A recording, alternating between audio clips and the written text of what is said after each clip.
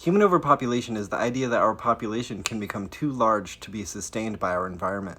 It took some 300,000 years of modern anatomical humans being on Earth for the first billionth person to be born. And that happened around the year 1804. Then it took 123 years for the population to reach 2 billion in 1927, and then it took 33 years to reach 3 billion in 1960, and so on and so on and so on.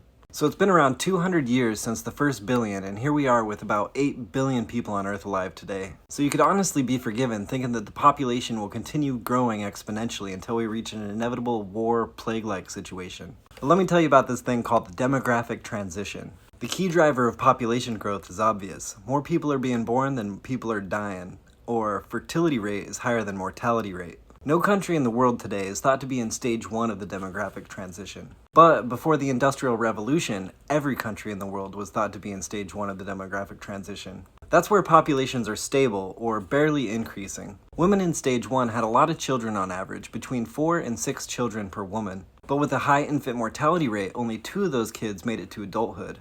And if 2 children are born per woman that make it to adulthood, the population remains stable.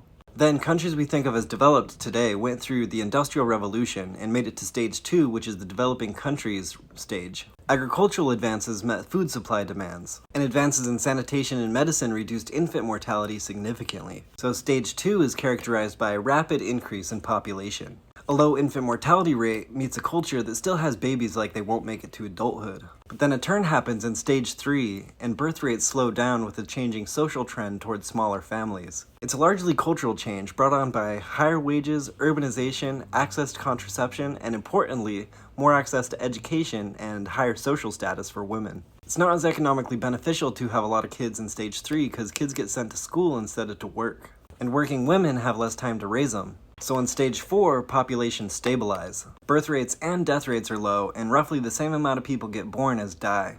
Australia, Argentina, Canada, China, Brazil, most of Europe, South Korea, Singapore, and the US have all made it to stage 4. And with more and more countries making it into stage 3 and stage 4 respectively, most population models think that the 12 billionth person will never be born. We'll certainly have more challenges to face with more people on Earth, like it's about fucking time people take climate change more seriously. I see a lot of people that call on disease, famine, and war to regulate human population, and that eugenics shit just isn't it. Populations regulate themselves when they're uplifted and educated, so that's what we should strive for: more economic opportunity and more education for everyone. The fastest, most efficient way to stabilize the world population is by reducing infant mortality, uplifting the impoverished, and having good access to education for everyone, especially women.